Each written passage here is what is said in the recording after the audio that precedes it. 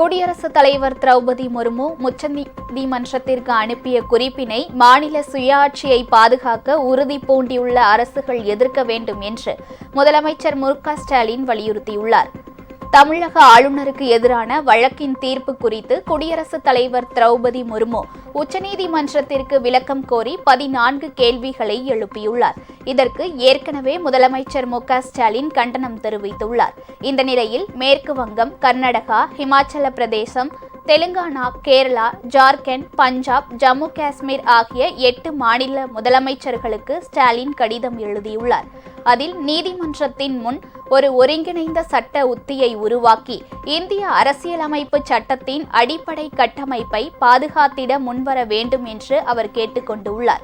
நாட்டின் கூட்டாட்சி அமைப்பு மற்றும் மாநில சுயாட்சியை பாதுகாக்க உறுதி பூண்டியுள்ள அரசு அனைத்து மாநில அரசுகளும் குடியரசுத் தலைவரின் குறிப்பை எதிர்க்க வேண்டும் என்றும் முதல்வர் கேட்டுக்கொண்டுள்ளார். தமிழக அரசு மாநில ஆளுநருக்கு எதிராக தொடர்ந்த வழக்கில் சட்டம் மற்றும் அரசியலமைப்பின் விளக்கம் குறித்து உச்சநீதிமன்றம் வழங்கிய தீர்ப்பை கேள்விக்கு உள்ளாக்குவதே குடியரசுத் தலைவர் குறிப்பின் நோக்கம் என்று அவர் கூறியுள்ளார். உச்சநீதிமன்றம் அளித்துள்ள அந்த தீர்ப்பை பிஜேபி வெளிப்படையாக சீர்குலைக்க முயற்சிப்பதாகவும் அவர் குறை கூறியுள்ளார். பிடிவாத போக்கினை கடைபிடிக்கும் ஆளுநரை எதிர்கொள்ளும் மற்ற மாநிலங்களும் இந்த தீர்ப்பினை ஒரு முன்னுதாரணமாக பயன்படுத்தலாம். பிஜேபி தனது சூழ்ச்சியின் முதல் அங்கமாக குடியரசுத் தலைவரை உச்சநீதிமன்றத்தில் இது தொடர்பாக பரிந்துரையை பெற அறிவுறுத்தியுள்ளது. இது பிஜேபியின் தீய நோக்கத்தை குறிக்கிறது.